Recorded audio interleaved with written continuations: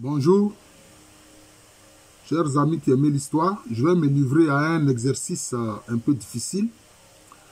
C'est de faire une brève histoire des Berbères, ceux qu'on appelle les Berbères, qui sont en Afrique du Nord et qui sont les habitants du Sahara aussi. Ils sont aussi les habitants du Sahara.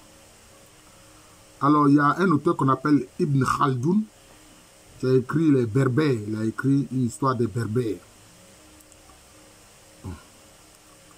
Mais il a eu une vision influencée quelque part par les préjugés des Arabes vis-à-vis des Noirs. Mais je vous signale l'existence de cet ouvrage quand même. Alors vous voyez que curieusement, le mot berbère, il suffit de remplacer la voyelle E en mettant A. Ça donne quoi? Ça donne barbare. Mais quelle est l'histoire de ce peuple-là? Il faut dire que depuis la préhistoire, les Noirs étaient présents dans le nord de l'Afrique. Ils y sont encore, mais ils sont retranchés dans la partie sud du nord de l'Afrique. Aujourd'hui, ils sont confinés dans la partie sud du nord de l'Afrique. Sinon, avant la désertification qui commence, disons, 2000 ans avant Jésus-Christ, hein, les Noirs occupaient toutes ces zones-là jusqu'en Afrique du Nord. Les peuples noirs y étaient depuis la préhistoire. Bon. Alors, si bien que encore aujourd'hui, ces Noirs sont confinés, souvent ignorés, méprisés dans les républiques actuelles du Maroc, de Libye, de l'Algérie, de la Tunisie, etc. Ils sont confinés au sud, dans la partie sud. La preuve, vous avez encore les Toubous. Les Toubous qu'on trouve aussi au Tchad, ils sont au sud de la Libye. Les Toubous sont au sud de la Libye. Sans compter des groupes liés notamment à la culture Haoussa, qui sont au sud de ces républiques-là. Voilà. Alors, vous connaissez certains groupes berbères comme les Kabyles, hein, les Kabyles qu'on connaît. En général, on leur donne quelquefois le nom des Amazirs. On leur donne le nom des Amazirs. En parlant de ces berbères, on leur donne le nom des Amazirs. Alors, par exemple, en leur sein, ce qu'on appelle les Touaregs, ordinairement les Touaregs, leur vrai nom c'est Kel Tamatchek. C'est-à-dire ceux qui parlent le Tamatchek. Ceux qui parlent la langue Tamatchek, qu'on appelle ordinairement Touaregs. Mais vous voyez bien, pour ce qui concerne vraiment les faits historiques, vous voyez bien qu'au sein de Kel Tamatchek, il y a des gens qui sont basanés, noirs, et puis il y a d'autres qui sont de peau très claire, ou claire. Mais les Kel Tamatchek là, leur système de filiation s'appuyait sur quoi? Surtout sur la matrilinéarité. C'était sur la mère, sur la femme. Vous allez voir que les Arabes vont venir changer tout ça. Vous voyez. C'est comme ça. Et puis, à côté de ces Noirs qui étaient là depuis la préhistoire, il faut dire que, à un moment de l'histoire, dans l'Antiquité, c'était dans l'Antiquité, il y a ceux qu'on appelle les peuples de la mer. Les peuples de la mer. C'est-à-dire qui viennent des zones de la mer Égée. Hein, avec des îles comme les îles de Crète, les îles de Lesbos, etc. Ils ont déferlé au nord de l'Afrique. D'ailleurs, c'est eux qui sont partis à Gaza. Eux aussi, ils étaient partis aussi à Gaza. Là-bas, on les a appelés les Philistins. Si bien que vous voyez aujourd'hui, hein, les Palestiniens, en fait, une bonne partie des Palestiniens, les ancêtres viennent des peuples de la mer, des Philistins. Voilà. Les autres Arabes, là, ne les considèrent pas comme des vrais Arabes, parce qu'ils ont été arabisés, en fait. Mais il y a beaucoup de peuples qui ont été arabisés dans la zone. Du fait de l'islam. Bon. Et donc, eux aussi sont venus s'installer au nord de l'Afrique. Et d'ailleurs, c'est eux qui, par leur présence, on a appelé ces peuples-là berbères, par rapport à barbares. Voilà. Par rapport à barbares, parce que par rapport aux cités grecques, les véritables cités grecques, Athènes, Corinthe, Sparte, bon, tous ces gens, ces groupes qui étaient dans la mer Égée, là, ils les considéraient aussi comme des barbares. Voilà, donc c'est un peu ça. C'est de là que vient le nom berbère. Ça vient de barbare, en fait. Et puis maintenant, toujours dans l'Antiquité, on va voir des peuples quitter les régions de Tyr et de Sidon qui correspondent au Liban actuel. En fait, où aussi c'était des Noirs, il y avait des Noirs qui y étaient, notamment les Cananéens y étaient. Et ils vont venir au nord de l'Afrique. C'est eux qui vont venir créer la cité de Carthage. C'est eux qui vont créer la cité de Carthage. Et c'est eux qui vont y installer ce qu'on a appelé la civilisation punique.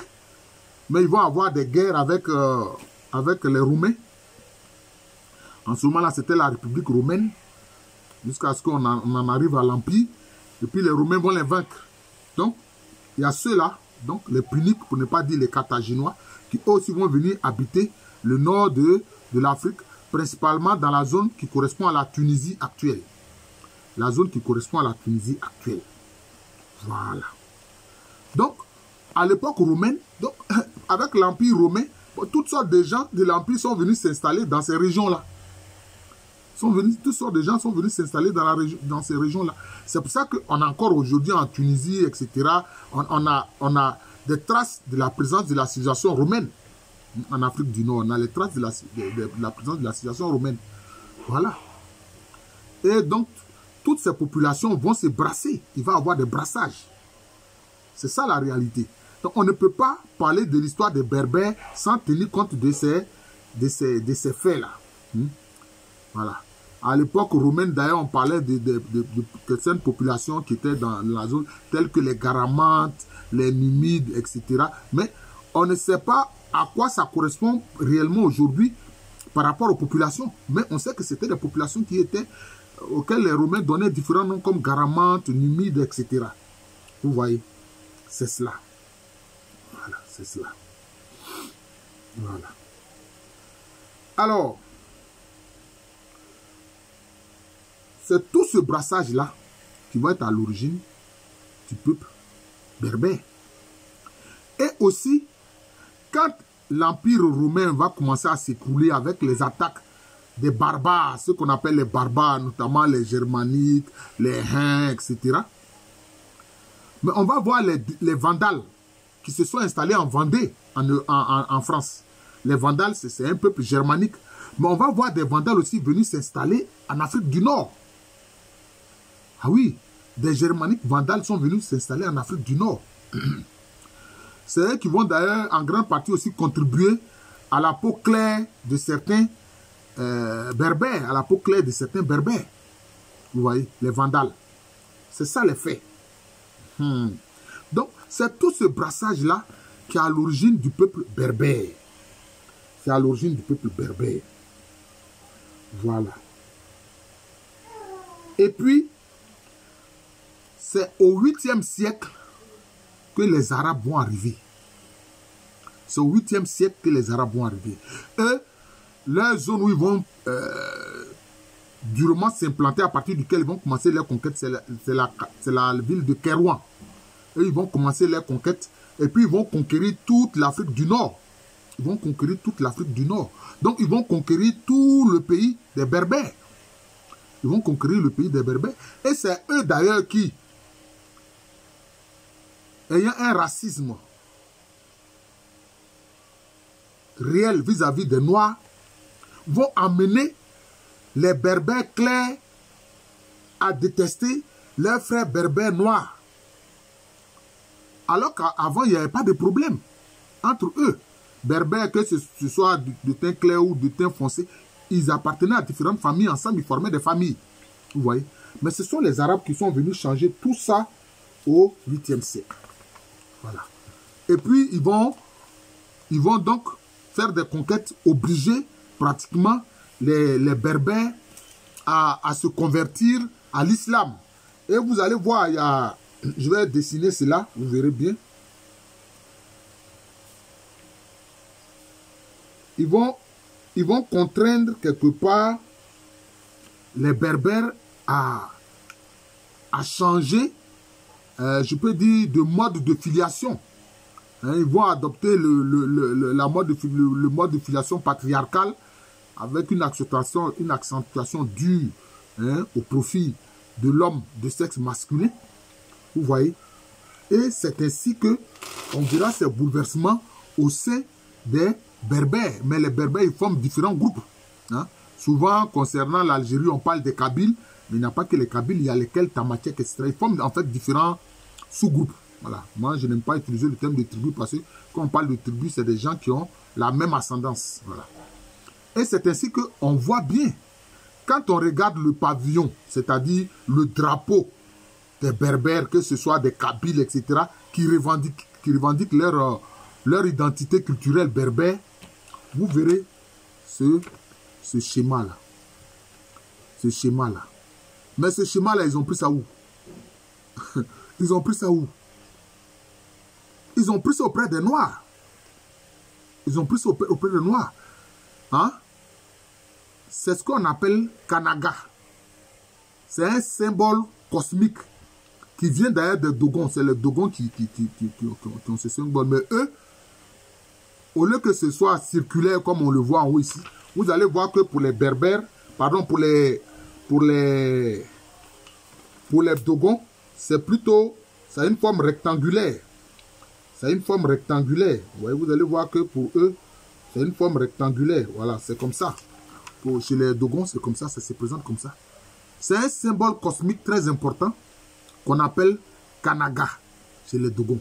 Mais quand les Berbères ont pris cela, bon, ils ont repris cela. Mais là, maintenant, ils ont utilisé des formes arrondies et non des formes, je peux dire, rectangulaires. Et non des formes rectangulaires. Vous voyez. Donc, on voit bien que, en fait, la racine de la culture berbère, elle est africaine. Elle est africaine. Parce que ça, c'est lié à leur cosmogonie.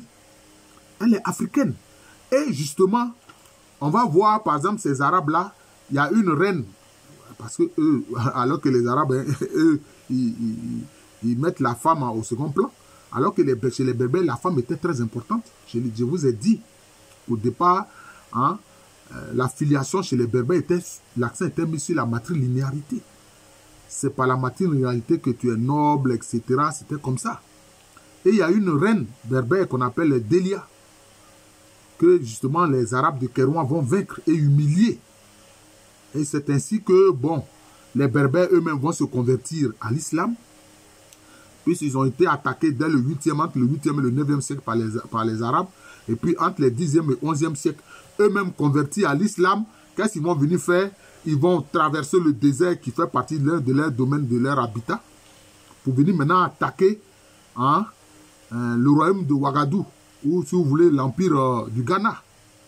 Ça a été le mouvement almoravide. Ça a été le mouvement almoravide. Et puis ensuite, il y a eu le relais pris par le mouvement almohade. Mais quand les Arabes vont pour conquérir ce qui va être l'Espagne, ce qu'on va appeler Al-Andalus. Mais il y a beaucoup de Berbères parmi ces conquérants arabes-là. Il y a beaucoup de Berbères. D'ailleurs, les Berbères étaient majoritaires. Mais comme je l'ai dit, dans les Berbères, il faut compter la présence des Noirs. C'est ça les faits. Donc, ici, j'ai essayé de résumer un peu ce qu'est l'histoire des Berbères. Et c'était résumé, mais vous voyez bien la complexité. Depuis la préhistoire. Depuis la préhistoire. Hein, avec l'arrivée, ensuite, des peuples de la mer, qui sont venus de la mer Égée. Avec l'arrivée des Carthaginois qui sont venus des régions de Tyr et de Sidon, où il y avait les Cananéens, etc. Ensuite, on va voir, hein, la présence romaine. La présence romaine. Hein. C'est tout ça qui va faire le peuple berbère. C'est tout ça qui va faire le peuple berbère. La présence romaine, etc., avec tous ces métissages-là, etc., hein, jusqu'à ce qu'on arrive au 8e siècle, les Arabes. Voilà, donc c'est ça l'histoire des Berbères. Je suis le professeur Alou Kwame Rémy. J'enseigne à l'université Félix Houphouët-Boigny.